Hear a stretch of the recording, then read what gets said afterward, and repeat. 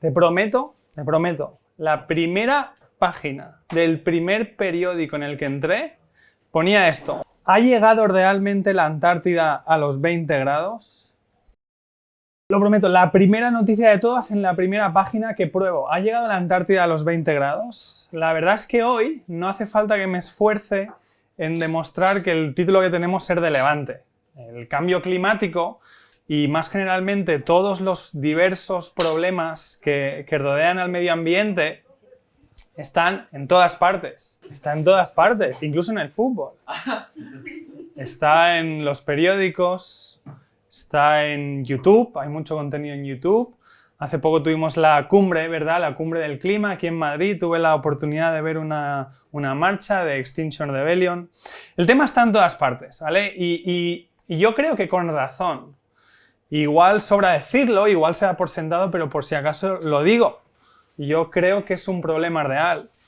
Yo estoy convencido incluso y especialmente dentro de mi cosmovisión cristiana, de que el medio ambiente está efectivamente sufriendo una serie de daños y patologías que vemos reflejados en el cambio climático y en las consecuencias del cambio climático, como pueden ser el deshielo, la subida del nivel del mar, pero también daños que vemos reflejados en otras áreas, en muchos aspectos, como pueden ser la presencia de plásticos y microplásticos en el océano, la sobrepesca, las especies desplazadas, la desforestación, etcétera, etcétera, etcétera. Es decir, hay muchos males que rodean el medio ambiente y yo creo que es el caso. Estoy convencido, además, de que la responsabilidad de estos peligros recae en parte o incluso completamente en algunos casos sobre nosotros, el ser humano.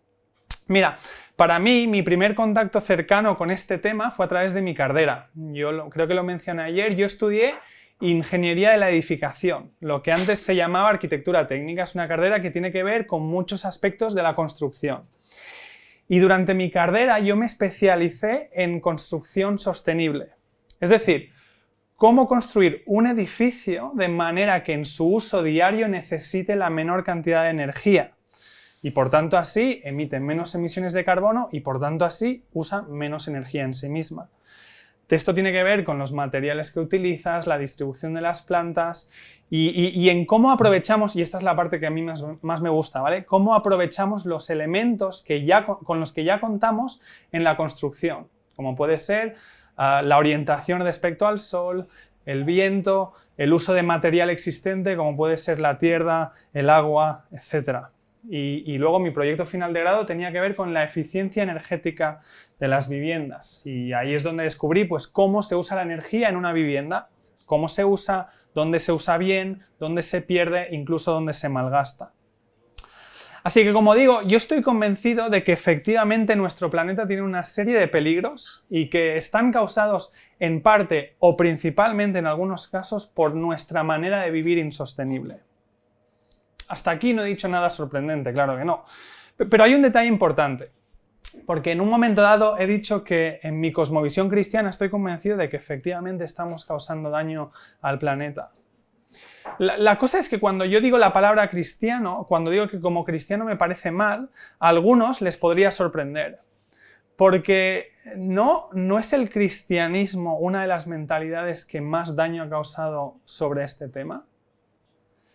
El profesor Lynn White, profesor de Historia Medieval en Princeton, escribió un libro que se llama Las raíces históricas de nuestra crisis ecológica. Un libro conocido y controversial a partes iguales. Y una de las partes que Lynn nos dice es que el cristianismo tiene una visión del ser humano como dominador de la tierra. Mira, Lynn White escribe lo siguiente, dice: especialmente en su forma occidental, el cristianismo es la religión más antropocéntrica que el mundo ha conocido. Lynn White argumenta que la idea cristiana es uno de los principales factores para llegar hasta donde hemos llegado hoy. Que en el principio en la Biblia, según nos cuenta, se te habla de dominar la tierra y que eso justifica hacer lo que quieras con el planeta. Eso es lo que nos dice. Parecería, algunos dicen, que igual a Dios, si es que existe, no le importa tanto lo que ocurra con el planeta. ¿No es, al fin y al cabo, el cristianismo una religión que solo piensa en el cielo y le da igual lo que pasa en la tierra? ¿No es el cristianismo, no es acaso lo más importante para los cristianos mostrar devoción hacia Dios y esto de cuidar el planeta pasa a un segundo plano? Mira, déjame hacer 3 incisos importantes y luego intentamos responder a estas preguntas, ¿vale? Número 1. El título incluye las palabras cambio climático, pero en general vamos a estar hablando de toda la diversa variedad de problemas que afectan al medio ambiente, ¿vale? Número 2. El objetivo de esta charla no es convencer a nadie de que existe un problema en el medio ambiente. Yo doy por sentado de que ya lo sabemos, así que si me lo permitís, pues dejamos de lado números y estadísticas. Yo lo que quiero es que hablemos de cómo se relaciona este problema con nuestra comprensión de la realidad y qué pinta un Dios en todo esto. Y número 3, y quiero recalcar esto, aunque yo esté dando la charla, no soy un experto en esto. No lo soy académicamente y tampoco pretendo ser un experto como persona. Yo no estoy aquí diciendo, miradme a mí, qué bien lo hago y copia. Para nada, no. Solo soy una persona más, como tantos de nosotros, que está poco a poco concienciándose y aprendiendo y descubriendo los efectos de cómo vivimos. Así que vamos allá. ¿No es el cristianismo una visión que quita la motivación de cuidar el planeta? Y me llama mucho la atención algo que dice Lynn White, una de las palabras que utiliza, dice el cristianismo en su forma occidental.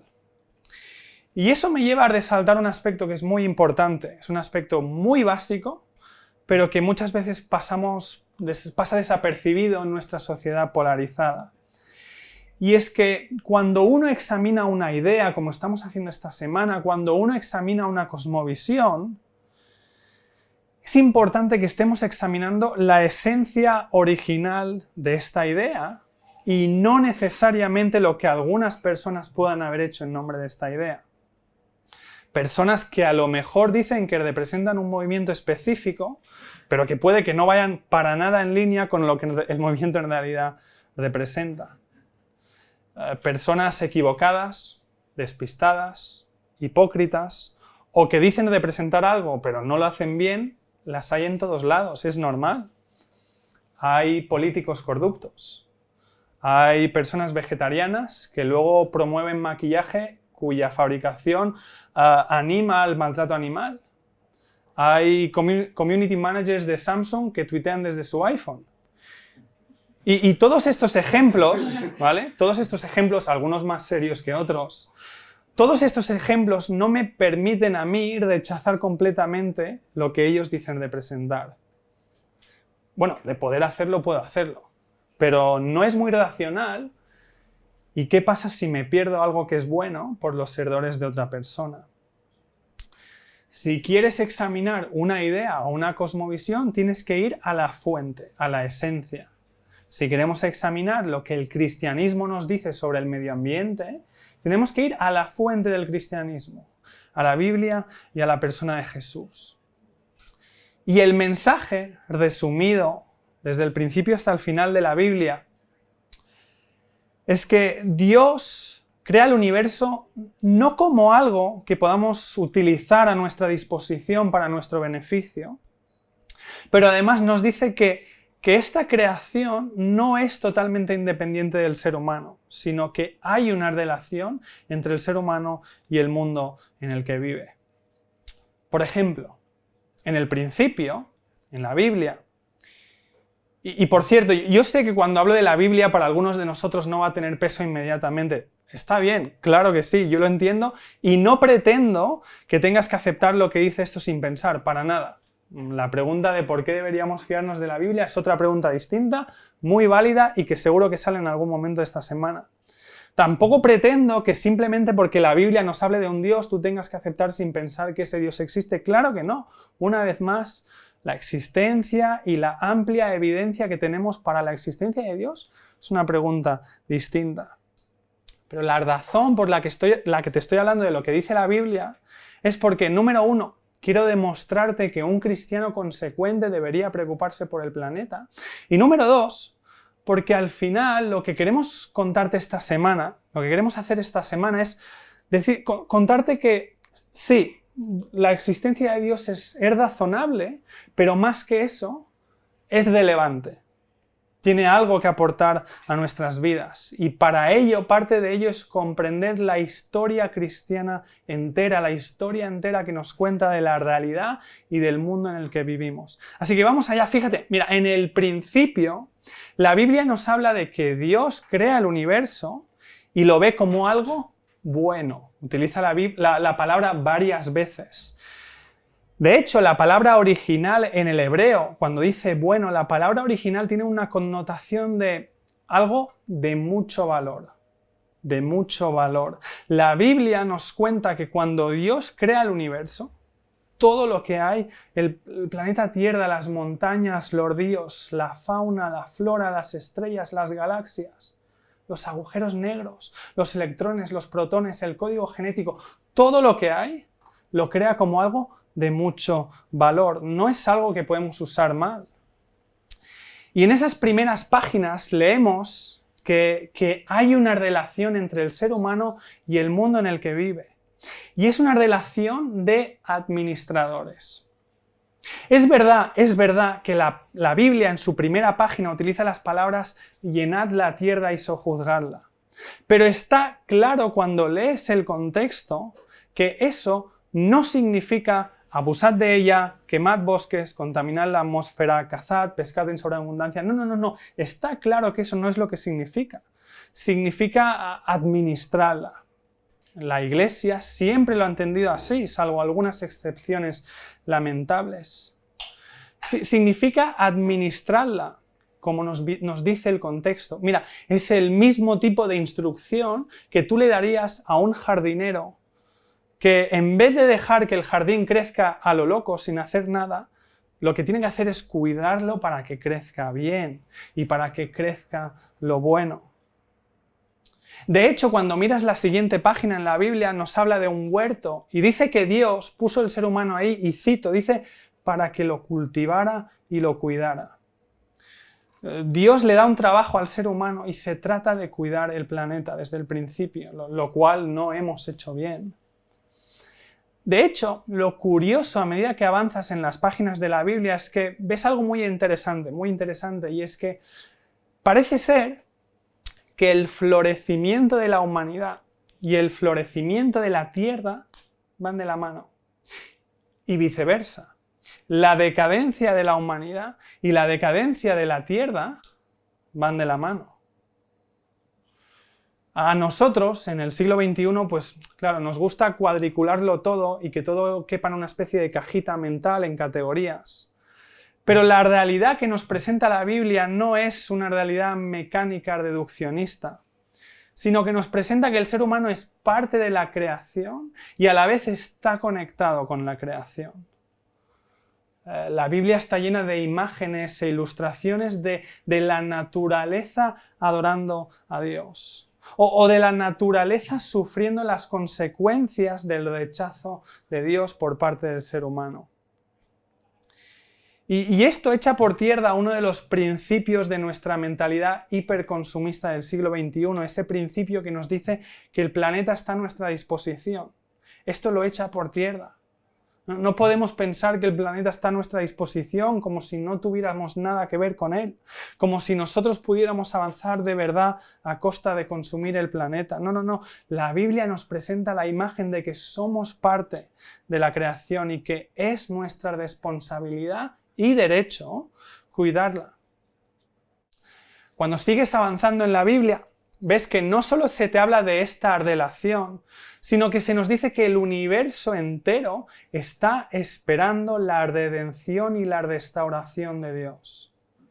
La Biblia nos habla de que el ser humano necesita ayuda, que vivimos en oscuridad, que necesitamos una luz, y nos habla de Jesús como esa luz.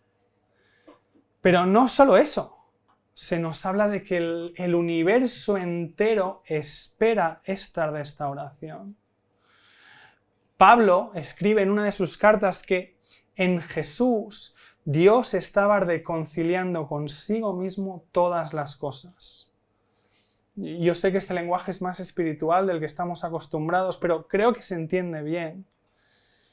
Y sabes, cuando llegamos al final de la Biblia, llega la parte más asombrosa y la más relevante para lo que estamos hablando hoy.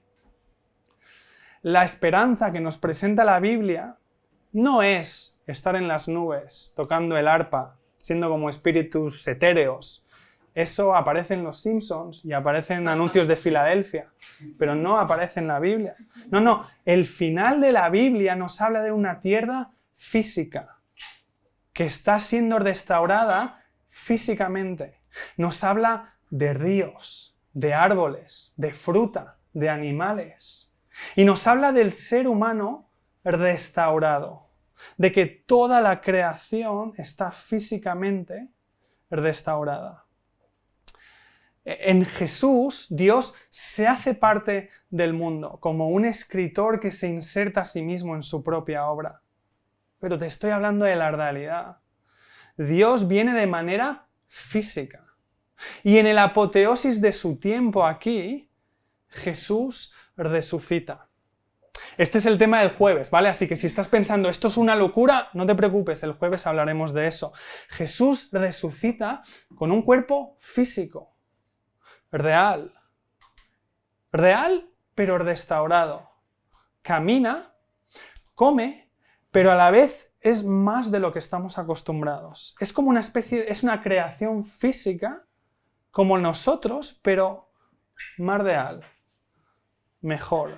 Es como si la realidad que conocemos ahora es solo una sombra de lo que el mundo podría ser. La Biblia nos presenta de principio a final un mundo físico y bueno. No es ajeno al plan de Dios, no, de principio a fin es parte esencial de la creación, conectada inseparablemente y sin duda del ser humano. Y es tarea del ser humano cuidar del planeta, buscar el bienestar del planeta. Mira, antes he dicho que estoy convencido que el planeta está mal por culpa del ser humano.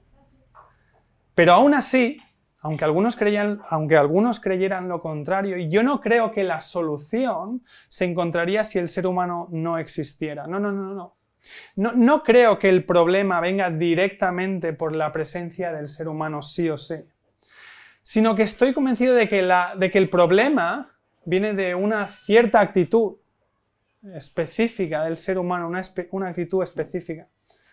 ¿Sabes? Tengo una compañera en la fundación con la que trabajo que se llama Sandra. Ella vive en los Estados Unidos. Sandra estudió biología y se especializó en biología de la conservación. Es decir, lo que estamos hablando. Ella daría esta charla 100 veces mejor. Le flipan los animales. Sabe un montón. Y un día le escuché hablar de cómo uno de los indicadores de salud más claros de un ecosistema es la biodiversidad. Tú sabes que un ecosistema está sano cuando hay biodiversidad. Y Sandra explicaba que, en contra de lo que pensaríamos, está demostrado que la biodiversidad en los ecosistemas crece en aquellos lugares donde se ve un cuidado y administración adecuado de la naturaleza por parte del ser humano. Nos daba ejemplos de México. Ahí donde el ser humano cuida bien del planeta, crece la biodiversidad.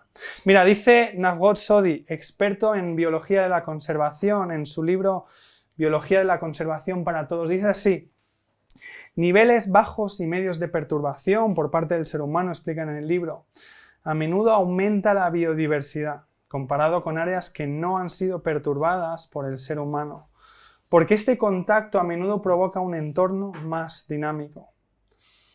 Esta gente no son cristianos, son autores seculares. Dave Egan, en La dimensión humana de la restauración ecológica, dice lo siguiente, dice, ese mito preservacionista de lo salvaje, que nos dice que no se nos debería ver ni oír, es absurdo, hasta, desde luego, contraproducente al trabajo que se tiene que hacer en proteger y restaurar el medio ambiente. Nuestro trabajo como administradores del mismo.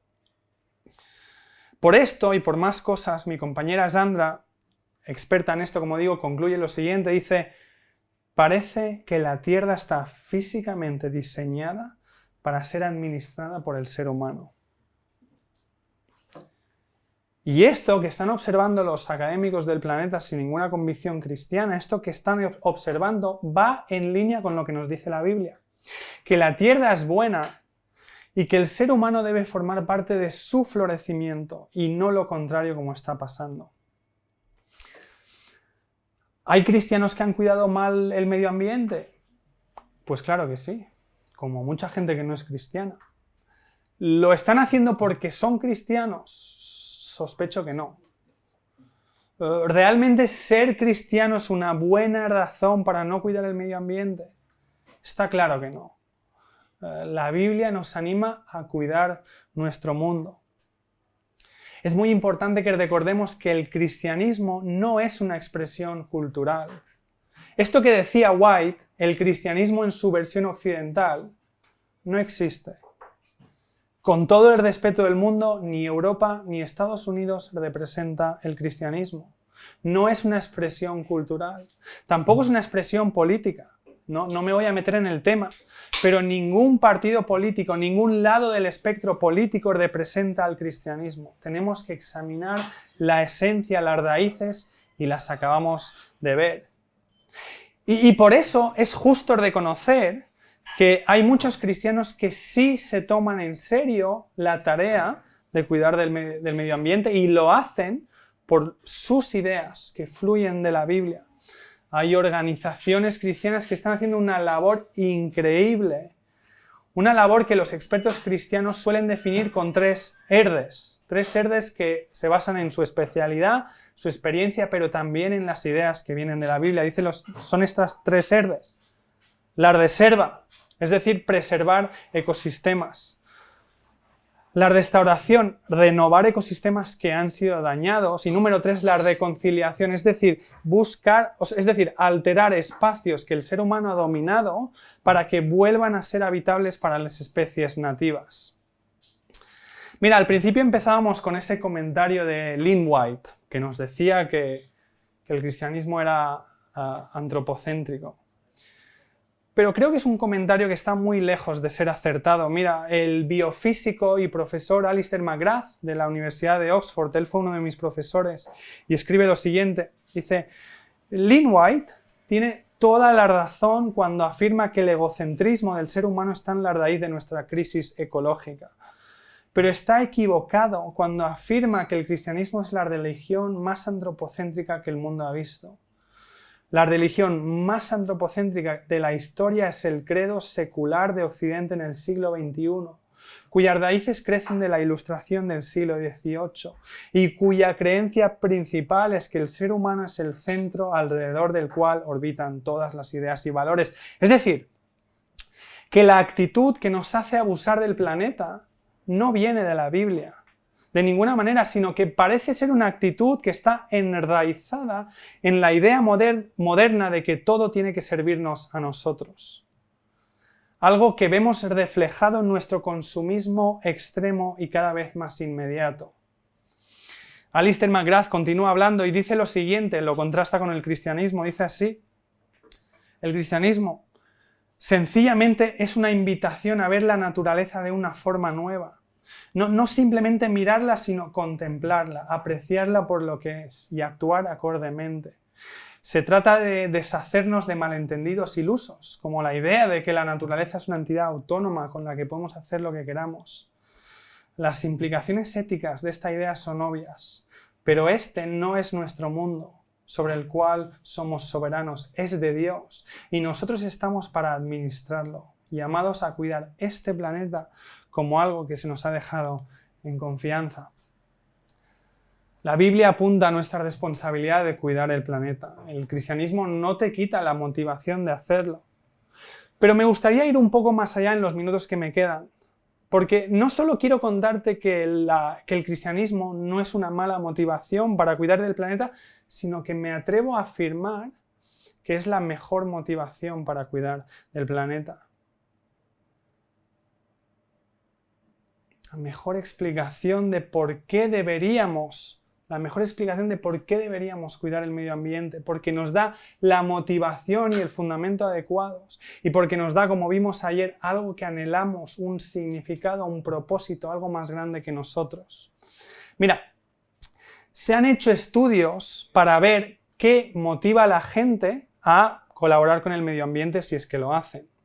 Y los estudios encuentran que las razones que suelen motivar a las personas son económicas, o de familia, que será de mis nietos, o de miedo, no mis nietos, que será de mí, o de moda, ¿no? Está de moda.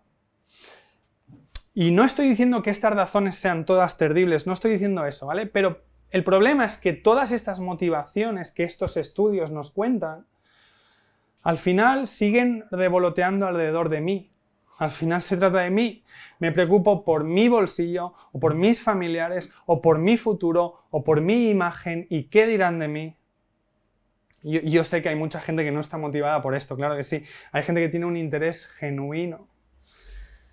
Pero parece ser difícil encontrar razones estables y objetivas en las que fundamentar la idea de que deberíamos cuidar del medio ambiente.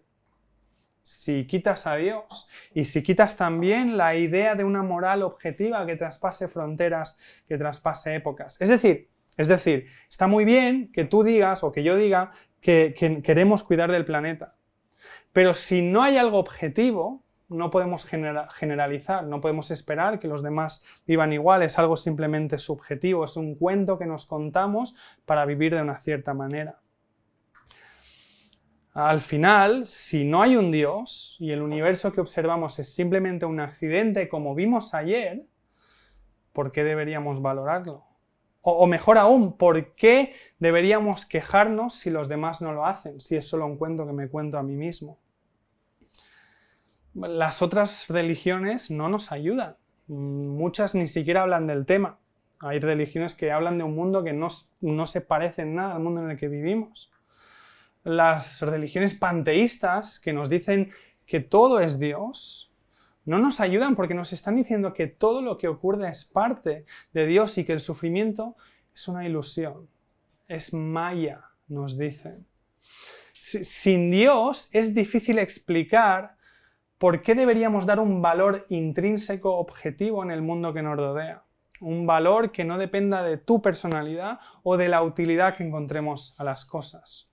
Quiero contarte un ejemplo, quiero contarte la historia de Ursula Goodenough, una científica eminente de Estados Unidos, profesora de biología en Washington. Ursula Goodenough escribió un libro que se llama La profundidad sagrada de la naturaleza. Ella cuenta que le gustaba contemplar las estrellas cada noche, pero que un día, cuando estaba contemplando las estrellas, se da cuenta de que todo lo que estaba viendo, que toda esa belleza era transitoria y que todo lo que estaba contemplando al final iba a morir. Eso es lo que escribe.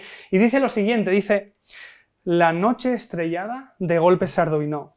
De hecho, nunca más iba a poder contemplarla de nuevo. Una sensación desoladora de vacío me sobrecogía cuando pensaba en qué estaba realmente ocurriendo allá afuera en el cosmos y en lo más profundo del átomo. Como decíamos ayer, si no hay un Dios, solo somos una colección de átomos dirigiéndonos a ninguna parte, fingiendo que estamos marcando una diferencia. Y esa sensación de asombro que quizá nos podría dar la naturaleza es simplemente una ilusión, es un reflejo evolutivo. Yo sé que es difícil imaginarse esto, ¿vale? Porque nadie vive así. Nadie vive así. Y Ursula Goodenough sigue escribiendo y nos cuenta cuál es su solución ante este problema. Cuando descubre esto, ella sigue escribiendo y dice lo siguiente: me pensaba en qué estaba realmente ocurriendo allá afuera en el cosmos y en lo más profundo del átomo, así que intenté con todas mis fuerzas no pensar en ello. Esta profesora de biología nos dice que esta es su solución, intentar no pensar en ello. Y es una solución intentar no pensar en ello.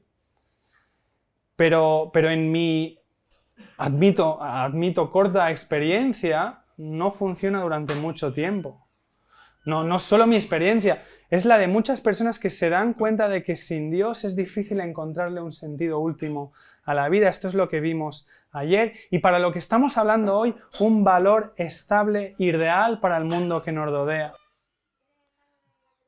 Por eso estoy convencido de que el cristianismo es la mejor explicación, porque la historia de la realidad encaja. Es la historia de la realidad que encaja no solo con la evidencia, sino con la manera en la que vivimos, con nuestros anhelos, deseos, miedos e ilusiones. Es la historia de la realidad que nos permite ver las cosas de una nueva manera, una manera que encaja con todo esto. La historia cristiana encaja con nuestra historia. O mejor dicho, nuestra historia encaja con la historia cristiana.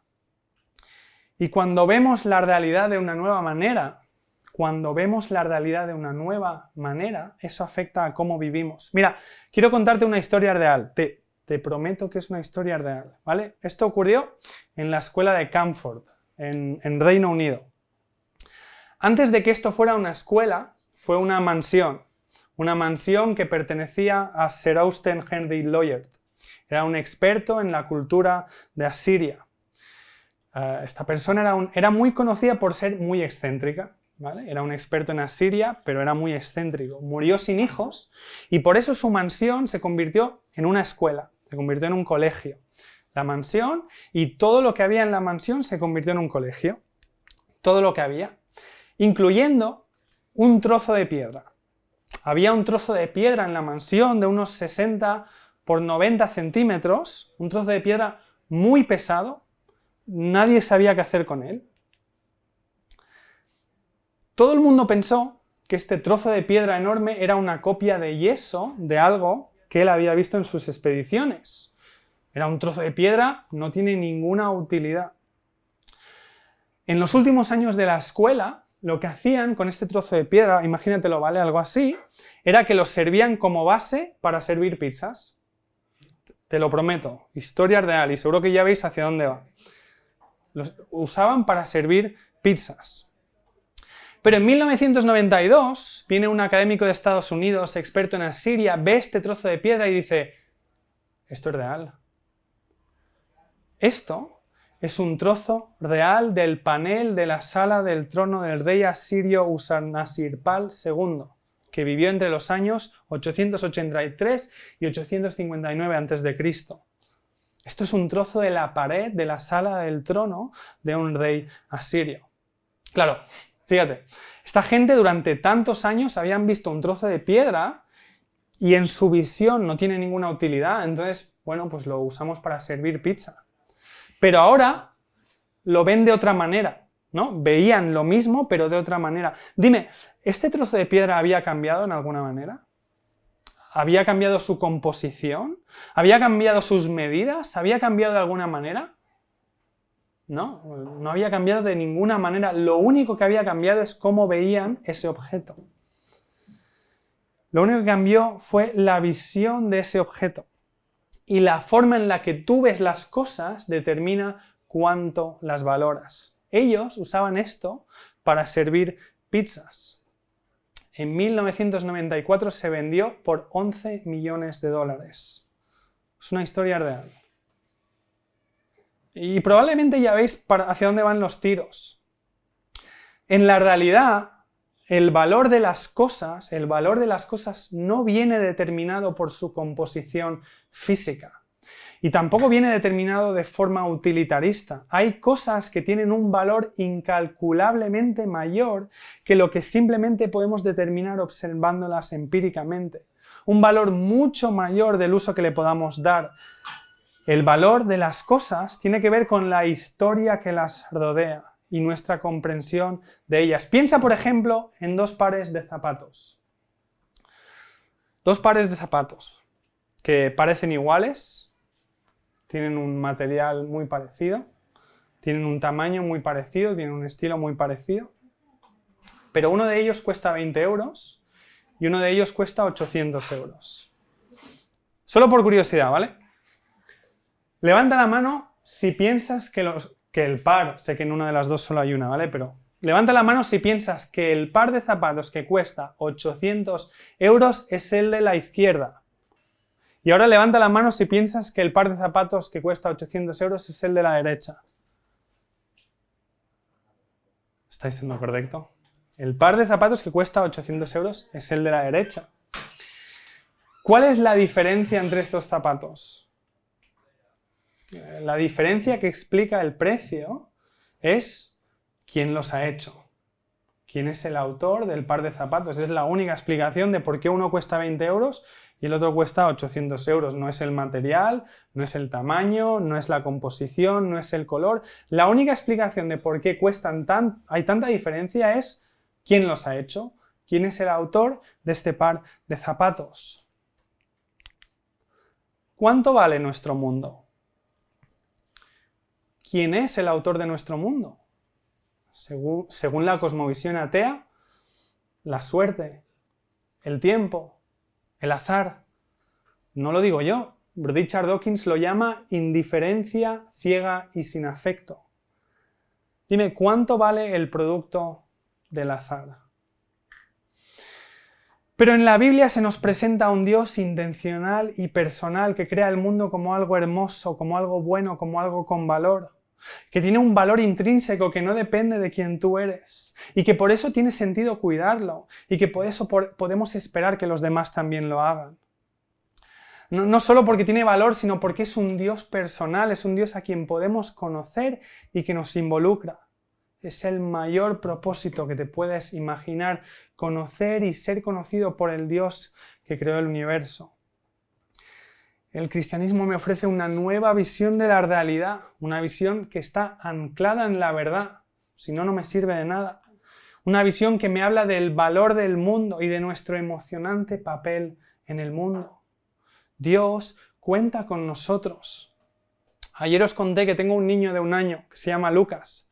¿Sabes? Cuando Lucas aprende algo, es increíble. Se te llena el pecho de emoción, pero no por lo que haya aprendido, no por el valor de lo que haya aprendido. Mira, ayer Lucas aprendió a comer con una cuchara él solo, pero solo en una dirección. Entonces, él va haciendo así, comiendo, pero cuando ya no hay más comida, pues ya no sabe comer y te da la cuchara, ¿no? Lucas aprende cosas que, en realidad, desde el punto de vista objetivo, pues tampoco son para tanto. Tío, pero a mí se te llena el pecho de emoción, ¿no? Y yo a veces le involucro en cosas, pero no le involucro por si me va a ayudar o no. Yo las puedo hacer solo mejor, aunque poco a poco me irá ayudando, ¿no? Yo le involucro porque es mi hijo. Y porque para él es emocionante intentar ayudarme y para mí es emocionante que él intente ayudar.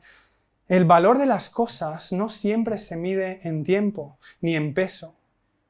Y Dios es un Padre y nos crea para conocerle, pero no solo eso, cuenta con nosotros. Cuando tú entiendes que Dios hizo el mundo, eso le da valor y le da sentido a que cuidemos de él.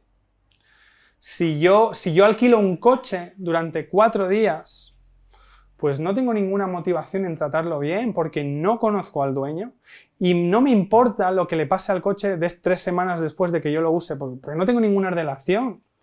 Pero imagínate que en vez de alquilar un coche, mi mejor amigo, a quien yo le tengo mucho aprecio, me presta su coche que le encanta. Ahora sí que voy a cuidarlo. Voy a disfrutarlo, pero voy a cuidarlo porque conozco al dueño. Un cristiano no tiene que elegir entre seguir a Dios o cuidar el planeta, sino que cuidar de la asombrosa creación de Dios es la reacción más natural de tener una relación genuina con Él. Y lo que te estamos diciendo sobre el mundo es que es algo que podemos disfrutar y que podemos y debemos cuidar porque conocemos al dueño. Como dice mi compañero Andy, es el jardín de papá. ¿Sabes? El mensaje de la Biblia es increíble. Que Dios creó el universo entero y nos creó a nosotros. ¿Sabes? Cuando ves los millones de estrellas y te quedas sin aliento, están ahí apuntando a Dios. Y Él es un Dios personal al que podemos conocer. Así que voy terminando y tengo que hacerte la pregunta. ¿Tú le conoces? ¿Conoces a este Dios que lo creó todo? El problema, como dijimos ayer, es que muchos de nosotros, si no todos, tarde o temprano le hemos dado la espalda.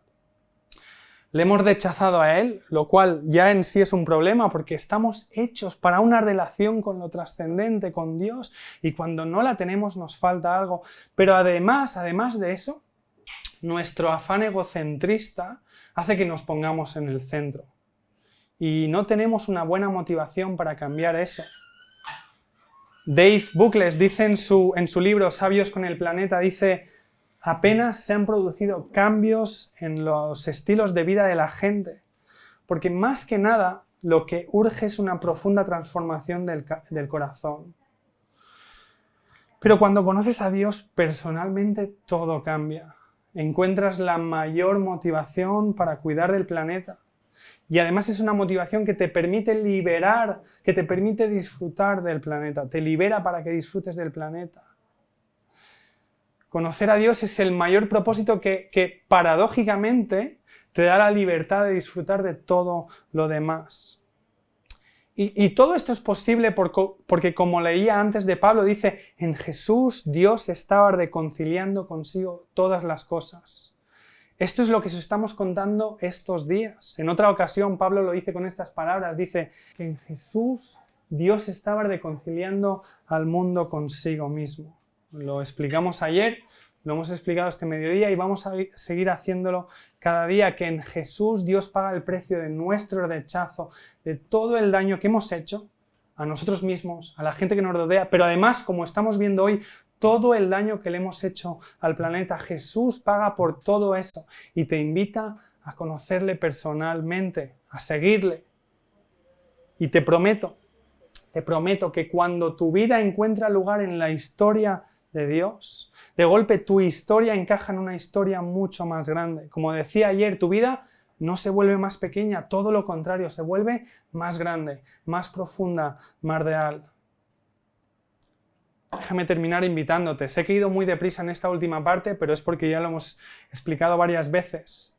Pero quiero invitarte a que lo consideres, a que consideres la historia que cambió la historia que no solo te da el fundamento para cuidar del planeta, sino que te da el fundamento para disfrutar del planeta y para apreciarlo al máximo. Mira, quizá escuchas todo esto y dices: esto suena distinto de lo que yo pensaba de Dios. Y como ya os hemos detallado varias veces, ¿le has dado una oportunidad real? ¿Por qué no consideras leer su vida? Leer la vida de Jesús. Mira, en vuestras mesas hay unas tarjetas. Pásame una, Diego, por favor. Hay unas tarjetas que sirven para que nos deis feedback, ¿vale? Podéis escribir preguntas, podéis decir: esto no tiene sentido, esto sí, lo que sea. Y a lo mejor dices: mira, tengo curiosidad, quiero leer la vida de Jesús, pues marca la casilla que dice: quiero saber más, ¿vale?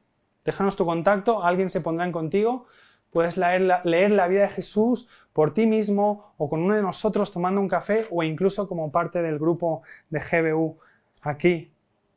Pero también, como dije ayer, quién sabe, quizá algunos de vosotros estáis listos para aceptar esta historia. Quizá tu corazón está latiendo más deprisa porque dices: sabes, aunque nunca había escuchado esta historia, llevo años viviéndola. Quizá estás preparado para decirle sí a Dios. Dios te está ofreciendo una nueva manera de ver el mundo, una relación con Él, un Dios vivo, y quizá tú quieres decirle sí. Y como ya os he explicado varias veces, se trata de decírselo a Dios. Dios nos escucha. No se trata de hacer cosas raras, no se trata de hacer conjuros, no.